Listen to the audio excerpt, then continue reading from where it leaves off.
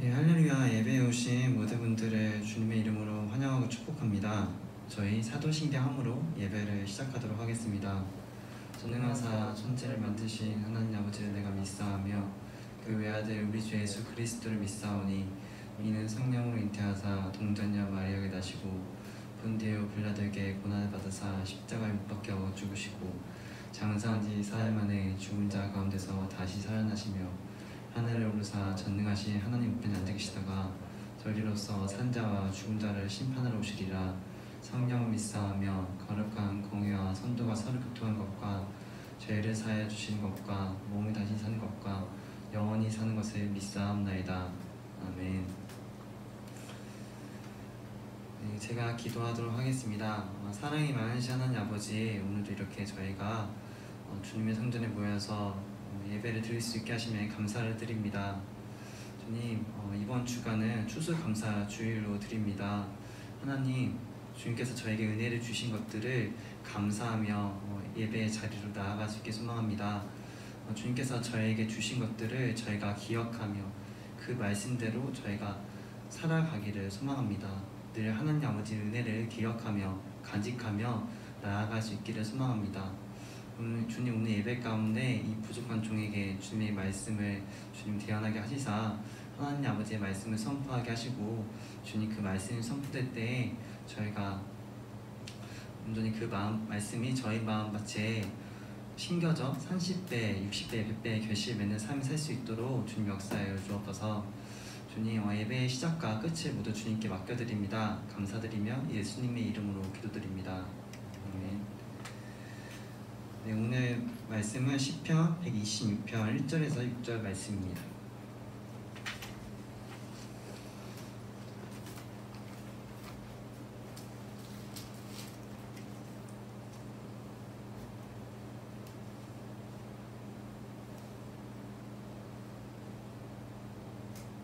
네, 다 찾으신 줄 생각하고 한 절씩 봉독하도록 하겠습니다. 여호와께서 시온의 포로를 돌려보내실 때 우리는 꿈꾸는 것 같았도다.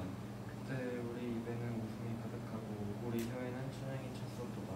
그때 문 나라 가운데에서 말하기를 여호와께서 그들을 위하여 큰 일을 행하셨다 하였도다. 여호와께서 우리를 위하여 큰 일을 행하셨으니 우리는 기쁘도다. 여호와여 우리의 포로를 남방 시내들 같이 돌려보내소서.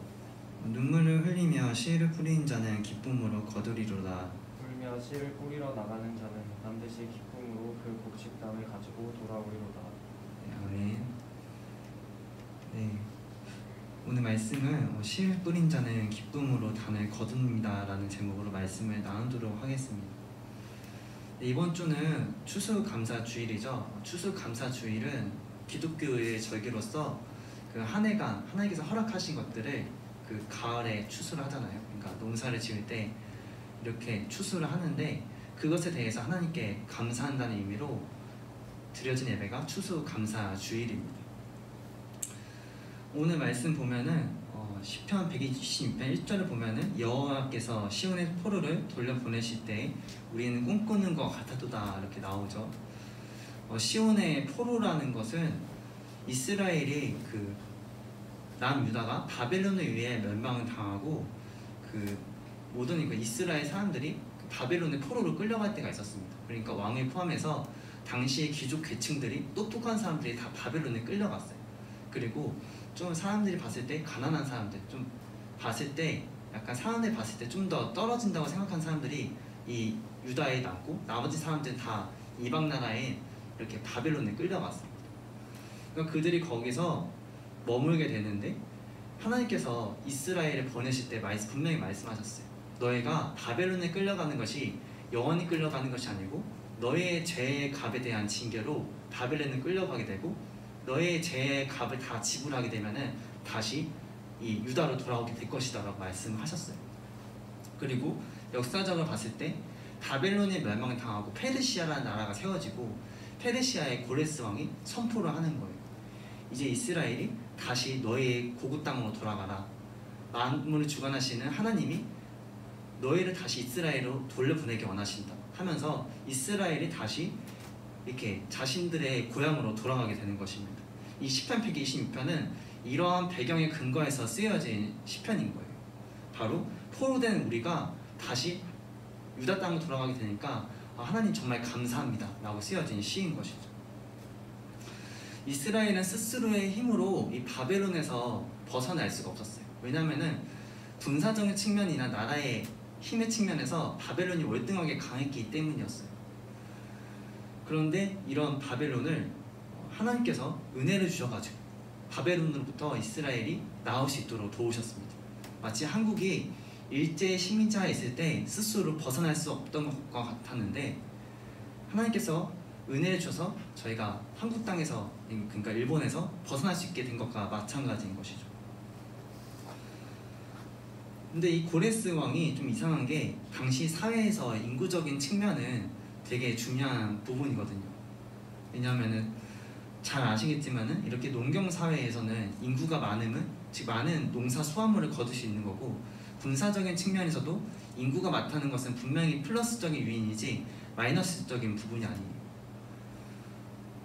그런데 이렇게 나라에 보게 되는 이 인구를 보내는 것에 대해서 우리는 어떻게 보면 좀 의아하다고 볼 수가 있는 것입니다. 여대야 36장 22절 23절 이렇게 나와 있습니다. 바사의 고레스 왕 원년에 여호와께서 에레미야 입으로 하신 말씀을 이루시려고 여호와께서 바사의 고레스 왕의 마음을 감동시키매 그가 온 나라에 공포도 하고 조소도 내려 이르되 바사 왕 고레스가 이같이 말하노니 하늘에 신 여호와께서 세상 만국을 내게 주셨고 나에게 명령하여 유다 예루살렘의 성전을 건축하라 하신다니 너희 중에 그의 백성된 자는 올라갈지어다. 너희 하나님 여호와께서 함께 하시기를 원하노라 하였더라. 바로 하나님이 이 이스라엘 백성의 울부짖음에 귀를 기울이셨기 때문에 이렇게 이스라엘이 고향 땅에 돌아갈 수 있던 것이에요. 하나님이 이 바사의 고레스 왕의 마음을 감동을 시키신 것이죠. 이것을 통해 하나님께서 온 만물을 주관하시는 것을 볼 수가 있는 것입니다. 에레미야 애가 5장 18절 22절 이렇게 나와 있어요. 시온산이 황폐하여 여호가 그 안에서 노나이다. 여호와여 주는 영원히 계시오며 주의 보좌는 대대에 이르나이다. 주께서 어찌하여 우리를 영원히 잊으시오며 우리를 이같이 오래 버리시나이까. 여호와여 우리를 족계로 돌이키소서. 그리하시면 우리가 족계로 돌아가겠사오니 우리의 날들을 다시 새롭게 하사 옛적 같게 하옵소서. 주께서 우리를 아주 버리셨사오며 우리에게 진노하심이 참으로 크시니이다. 이스라엘의 선지자였던 에레미야가 주님께 부르짖습니다. 이 남유다가 바벨론에 의해 철저하게 멸망당하고 모든 사람이 이렇게 바벨론에 끌려갔을 때 에레미야가 과거를 회상하며 이렇게 말하는 거예요. 하나님, 찬란했던 이스라엘이 어떻게 이렇게 되었습니까? 하나님, 우리 이렇게 아름답게 지으셨으면서 이 나라가 이렇게 멸망당했습니까? 주님이 우리를 버리신 아주 진노하심 크십니다 이렇게 말을 하는 거예요. 에레미야 선지자는 과거를 기억했을 거예요. 이스라엘이 다윗 왕 때부터 부강할 때는 엄청나게 부강해졌어요. 그래서 이게 솔몬 왕 때는 이 나라의 정성기가 극에 달했고 그 지혜가 얼마나 컸던지 그 다른 나라 여왕이었던 이렇게 여왕이 그 스바 여왕이 이제 솔로몬의 지혜를 듣고자 오죠. 저희가 이렇게 나라의 정상이 한 나라 왕에게 조언을 듣고자 온다는 것은 자신의 체면을 무척이나 내려놓는 것과 마찬가지. 스바 여왕은 이 정도의 그런 감수를 하고서라도 솔로몬의 왕의 지혜를 듣고 싶었던 것이에요. 그런데 이렇게 엄청났던 하나님의 나라였던 이스라엘이 이렇게 철저하게 멸망당해서 모든 사람들이 바벨론 왕에 끌려가다니 그 에레미야 선지자는 슬퍼하면서 하나님께 기도를 하고 있는 것입니다. 역대하 36장 22절 23절 말씀을 읽어보겠습니다. 바사의 고레스 왕 원년에 여호와께서 에레미야 입으로 하신 말씀을 이루시려고 여호와께서 바사의 고레스 왕의 마음을 감동시키매 그가 온 나라에 공포도 하고 조서도 내려 이르되 바사 왕 고레스가 이같이 말하노니 하늘에 신 여호와께서 세상 만국을 내게 주셨고 나에게 명령하여 유다 예루살렘의 성전을 건축하라 하셨나니 너희 중에 그의 백성된 자는 다 올라갈지어다. 너희 하나님 여호와께서 함께 하시기를 원하노라 하였더라. 이처럼 바벨론에 의해 멸망당했던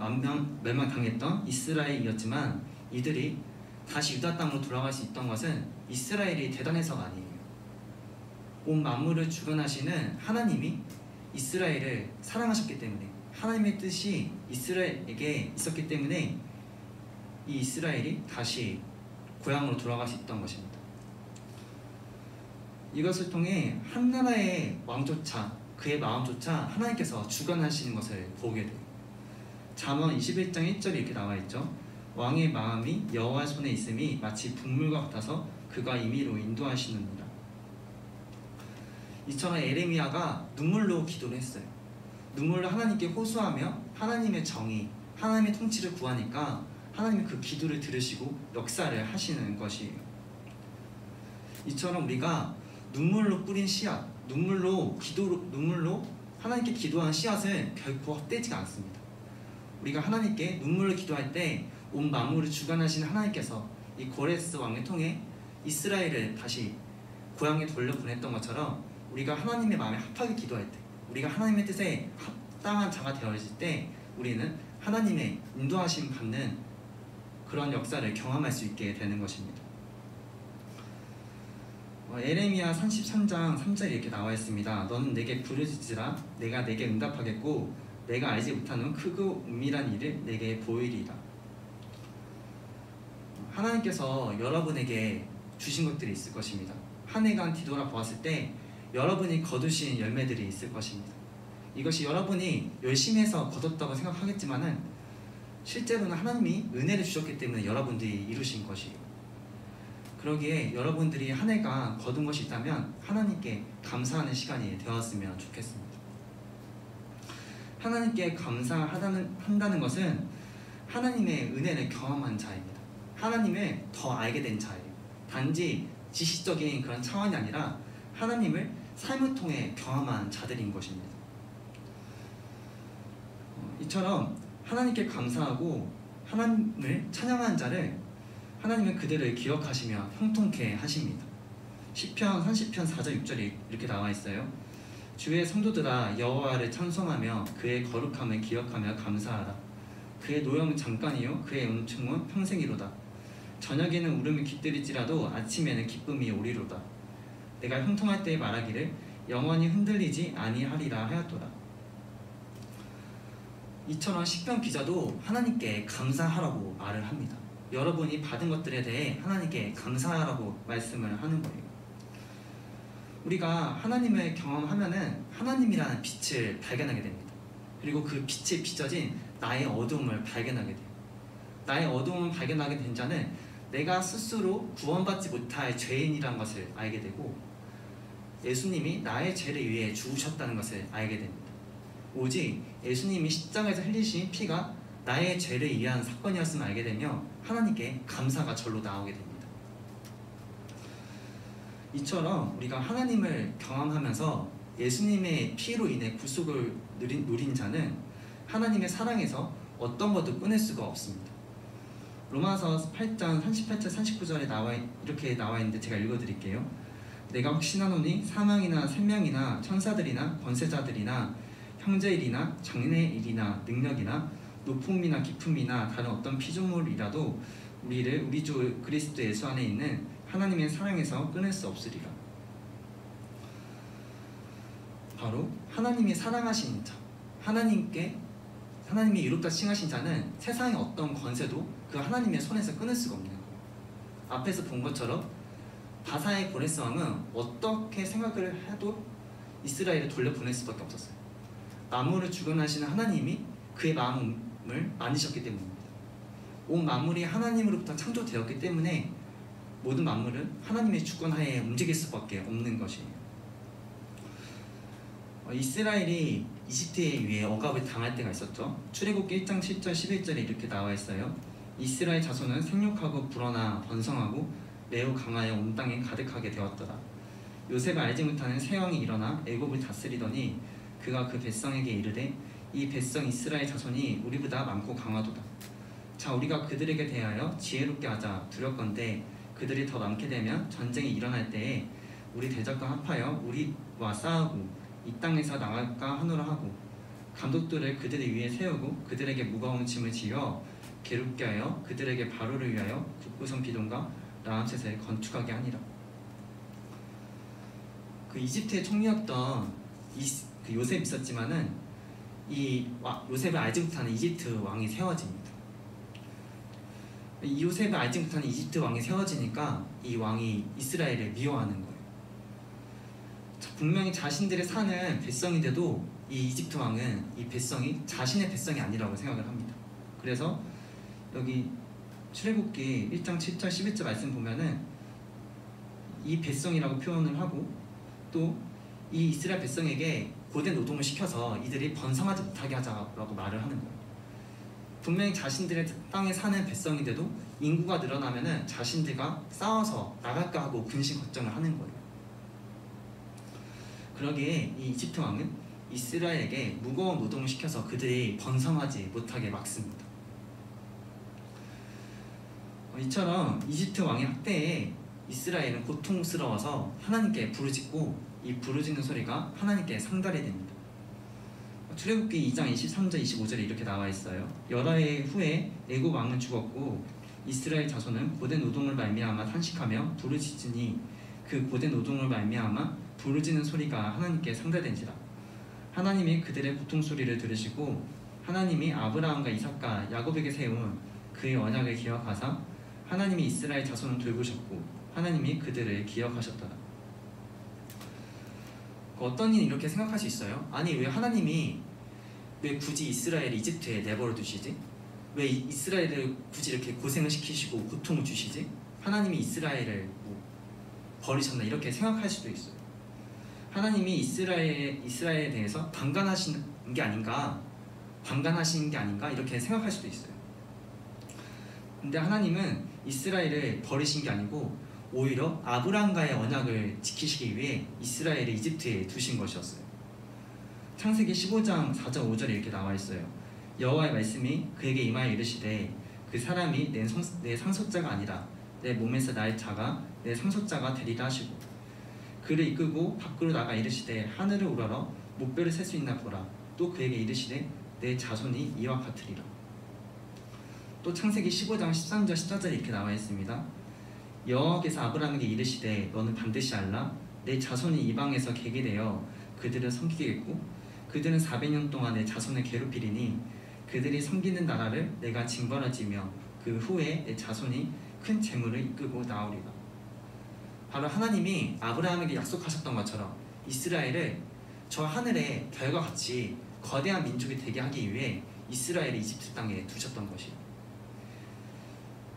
이스라엘이 이집트 땅에 간 것조차도 이스라엘 땅에 그 가나안 땅에 기근이 왔고 그들이 살 수 없었기 때문에 이 애굽 땅에 온 것이죠. 애굽은 당시 세계 4대 목면지 국가였던 나라 중 하나로 그 땅이 비옥했고 사람들이 살기에 충분했어요. 그렇게 이 좋은 땅에서 이스라엘 자손이 번성하게 충분했기 때문에 하나님이 이스라엘에 두셨던 것입니다. 그리고 이스라엘이 이렇게 거대한 민족이 되었을 때 이집트 땅에서 그냥 나온 게 아니었어요. 이집트 자손이 그 이스라엘 사람들에게 무척이나 많은 금과 애물을 줍니다. 이스라엘은 이 이집트에 나오면서 많은 인구를 누릴 수 있게 되었고 나라를 세울 수 있을 만한 큰 이렇게 재물을 가질 수 있었던 것이에요. 하나님은 이스라엘에 대해서 조용히 내버려 두시고 역사하지 않으신 것처럼 보일 수 있지만 오히려 하나님은 신실하게 이스라엘에 대해서 역사하고 계셨던 것이에요. 하나님이 친구가 아니라 오히려 하나님의 역사하심이 가장 헛되은 순간이 바로 이때인 것입니다. 이처럼 하나님은 온 만물을 주관하시는 분임을 우리는 알 수가 있어요. 다니엘에서 2장 1절 5절에 이렇게 나와 있어요. 느부갓네살이 다스린 지 2년이 되는 해에 느부갓네살이 꿈을 꾸고 그로 말미암아 마음이 번민하여 잠을 이루지 못한지라. 왕이 그 꿈을 자기에게 알려주도록 박수와 술객과 점쟁이와 갈대아 술사를 부르라 말하매 그들이 들어가서 왕이 앞에 선지라. 왕이 그들에게 이르되 내가 꿈을 꾸고 그 꿈을 알고자 하여 마음이 번민하도다 하니 갈대아 술사들이 아람말로 왕에게 말하되 왕이여 만수무강하옵소서. 왕께서 그 꿈을 종들에게 이르시면 우리가 해석하여 드리겠나이다 하는지라. 왕이 갈대아인들에게 대답하여 이르되 내가 명령을 내렸나니 너희가 만일 꿈과 그 해석을 내게 알게 하지 아니하면 너희 몸을 쪼갤 것이며 너의 집을 거름더미를 만들 것이요. 이 바벨론 느부갓네살 왕이 파로는 꿈을 꿨어요. 근데 꿈을 꿨는데 이 꿈이 되게 획기적이었나 봐요. 그래서 당시 지혜자들을 불러가지고, 예를 들면 뭐 철학가 교수들을 불러모아가지고 말을 하는 거예요. 야, 내가 꿈꾸면 무엇인지 맞춰봐. 그리고 내가 꿈꾸면 너희가 해몽해봐, 이렇게 말을 하는 거예요. 되게 황당하지 않아요? 아니, 꿈을 좀 말해줘야 되잖아요. 말해줘야 해몽을 하는데 자기가 꿈꾸면 맞춰보라고 하는 거예요. 이것은 신이라는 존재가 도와주지 않으면 절대 맞출 수가 없는 것이에요. 그런데 이 사람들이 그것을 할 수 없다고 하니까, 왕이 꿈을 말해달라고 하니까 이 느부갓네살 왕이 너희가 시간을 끈다 하면서 그들을 다 죽여버리겠다 말을 하는 거예요. 아마 이 꿈이 이 느부갓네살 왕으로 하여금 되게 두려움을 주는 그런 꿈이었던 것 같아요. 그래서 이렇게 이거는 신적인 존재의 도움이 아니면은 절대로 해결할 수 없다고 생각을 했던 것 같아요. 다니엘서 2장 11절 12절에 이렇게 나와 있어요. 왕께서 물으신 것은 어려운 일이다. 육체와 함께 살지 아니하는 신들 외에는 왕 앞에 그것을 보일 자가 없나이다 한지라. 왕이 이로 말미암아 진노하고 통분하여 바벨론의 모든 지혜자들을 다 죽이라 명령하니라. 이 지혜자들도 말을 하는 거예요. 왕이시여, 그거는 신이 도와주지 아니하시면 절대로 알 수가 없습니다, 이렇게 말을 하는 거예요. 그러니까 이 느부갓네살 왕이 답답한 거죠. 지금 도움이 필요한데 이 지혜자들이 자신 도와줄 수 없으면은 너희는 필요 없어. 그러니까 너희가 이런 거를 도와주기 위해 있는 건데 이런 것조차 할 수 없으면은 너희는 쓸모없어 하면서 다 죽여버리려고 하는 거예요. 이런 상황에서 당시 그 이스라엘이 바벨론에 의해 멸망당했잖아요. 그리고 이 이스라엘 귀족층들이 다 바벨론에 왔다고 우리가 들었죠. 당시 이 다니엘서의 주인공인 다니엘에게도 이 왕의 조서가 내려간 거예요. 그래서 너가 이 나의 꿈을 무엇인지 알고 해몽해보라 라는 그런 왕의 조서가 떨어진 거예요. 이 다니엘서 2장 16절 23절인데 제가 읽어드릴게요. 왕이 대답하여 벨드사살이라 이름한 다니엘에게 이르되 내가 꿈꾼가 그 해석을 내가 능히 내게 알게 하셨느냐 하니, 다니엘이 왕 앞에서 대답하여 이르되 왕이 물으신 바 은밀한 것은 지혜자나 술객이나 박수나 점쟁이가 능히 왕께 보일 수 없으되 오직 은밀한 것을 나타내실 이는 하늘에 계신 하나님이시라. 그가 느부갓네살 왕에게 후일에 될 일을 알게 하셨나이다. 왕의 꿈 곧 왕이 침상에서 머릿속으로 받은 환상은 이러하나이다. 왕이여, 왕이 침상에서 장래의 일을 생각하실 때에 은밀한 것을 나타내시는 이가 장래의 일을 왕에게 알게 하셨사오며, 내게 이 은밀한 것을 나타내심은 내 지혜가 모든 사람보다 낫기 때문이 아니라 오직 그 해석을 왕에게 알려서 왕이 마음으로 생각하였던 것을 왕에게 알게 하려 하심이라. 이렇게 말을 하는 거죠. 그러니까 자신의 지혜로서 이 꿈을 맞추는 것이 아니라 만물을 주관하시는 하나님이 이것을 자기에게 알게 하셨다고 말씀을 하시는 것이에요. 그리고 금신상 이미지 좀 보여주겠어요. 신상 이미지가 있는데, 네.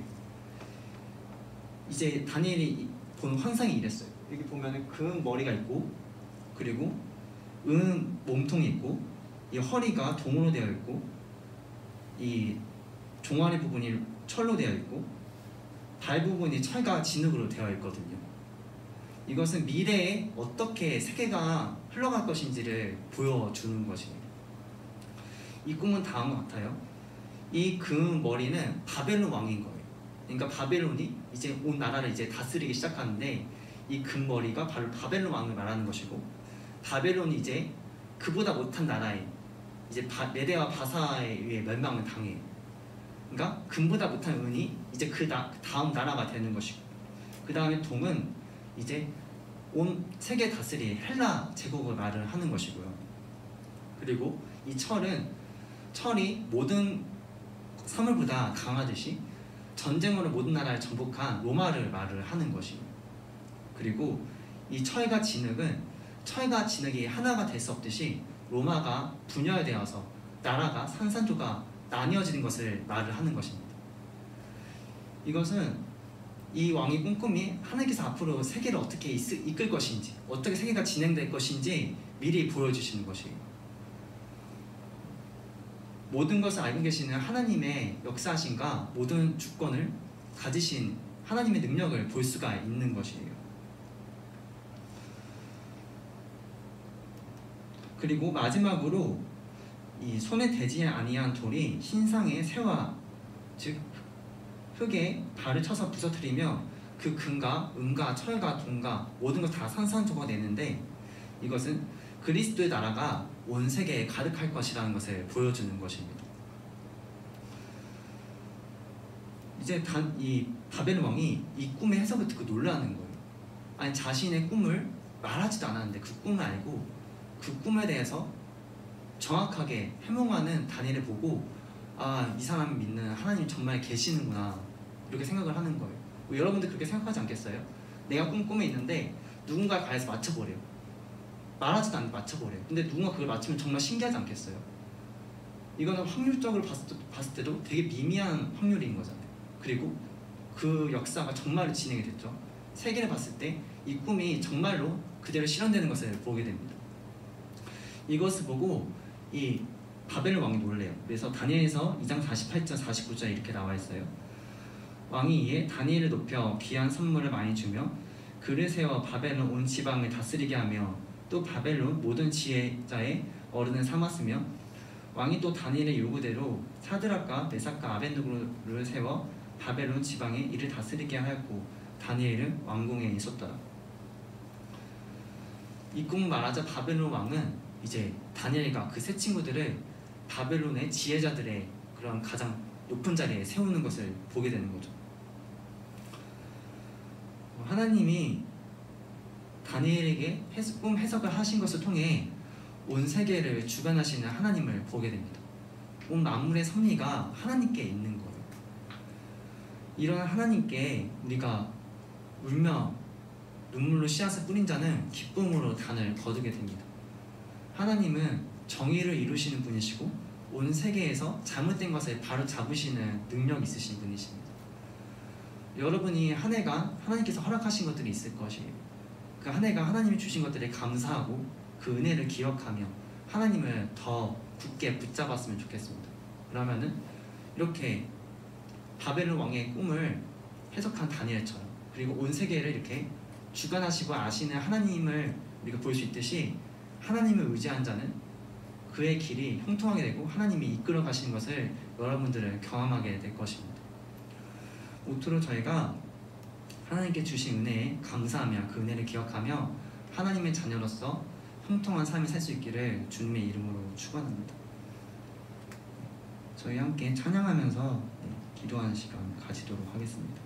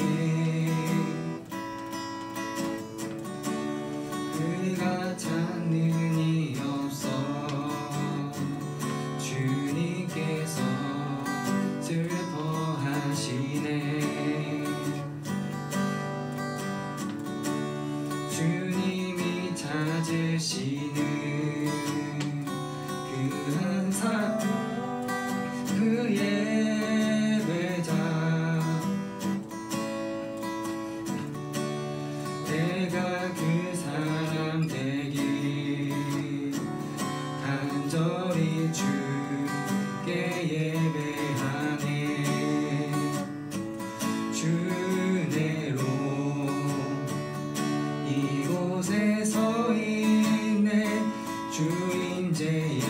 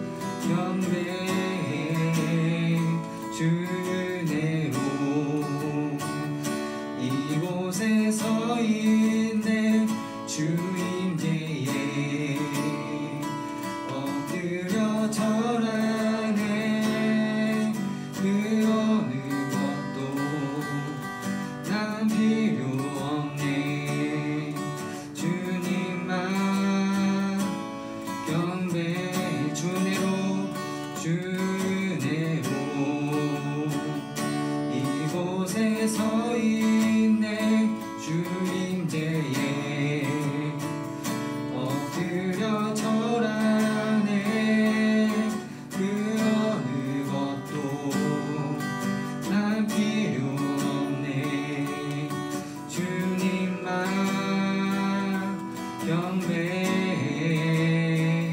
주내로 이곳에 서 있네 주임제에 엎드려 절하네 그 어느 것도 난 필요 없네 주님만 경배해. 우리 시간 주님께 기도했으면 좋겠습니다. 온 만물을 주관하시는 하나님, 온 만물의 주권을 인도하시는 하나님, 왕의 마음조차 하나님께서 인도하시는 것처럼 하나님께서 온 만물을 주관하시고 인도하시는 분인 줄 믿습니다. 이 시간 하나님께서 우리에게 주신 것들을 기억하며 그 하나님께서 주신 은혜에 감사하며 그 은혜를 기억하는 시간이 되었으면 좋겠습니다. 함께 기도하도록 하겠습니다. 사랑이 많으신 하나님 아버지, 오늘 저희가 이렇게 주님의 전에 모일 수 있게 하심에 감사를 드립니다.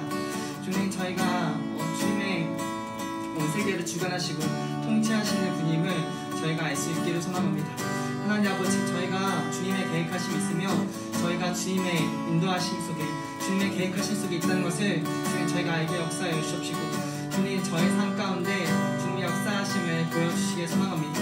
하나님께서 이스라엘을 바벨론의 포로에 끌려갔지만 하나님께서 바사의 거래성의 마음을 감동하셔서 그들을 아버지 다시 이스라엘 땅에 돌아가셨던 것처럼 하나님 저의 삶 동안 하나님 아버지의 계획하심이 있다는 것을 알게 하며 저희가 주님의 자녀로서 통통하게 됨을 경험할 수 있도록 주님의 인도하심을 경험할 수 있도록 주님 역사하여 주셔서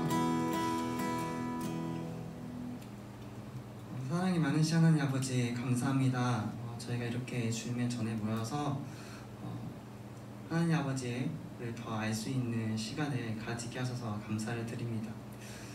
하나님께서 이스라엘에 대해 침묵하고 계셨던 것처럼 보이지만 이집트에 있던 이스라엘은 오히려 하나님의 역사하심이 더 크게 드러난 사건이었고 하나님이 더 크게 개입하신 것을 알게 되었습니다. 주님 때로 주님의 역사하심이 우리의 삶에 침묵하는 것처럼 보일지라도 오히려 그 순간을 통해 하나님은 역사하고 계시며 더 크게 우리의 삶을 통해 개입하시고 우리의 삶을 이끌어 가시는 것을 저희가 알 수 있도록 역사해 주셔서 때로 저의 삶에 안개와 같이 앞이 보이지 않을지라도 주님께서 저의 삶을 신실하게 이끌어 가심을 저희가 알 수 있게 역사해 주시옵시고 늘 저의 삶을 신실하게 또 형통하게 이끌어 가시는 주님의 은혜를 알 수 있기를 소망합니다. 하나님, 오늘 이렇게 추수감사주를 맞아 예배를 드리게 하심에 감사를 드립니다.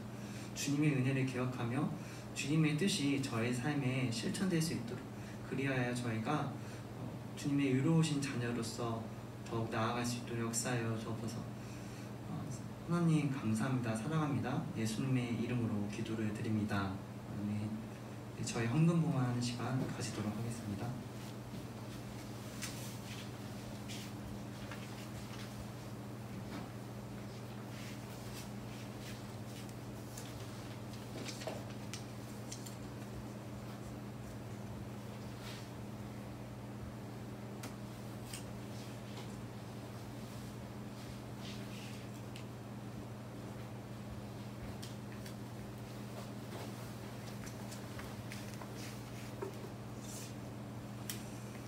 기도하겠습니다. 하나님, 오늘 저희가 이렇게 추수감사주의를 맞아 저의 감사함을 담아 이렇게 주님께 헌금을 드렸습니다.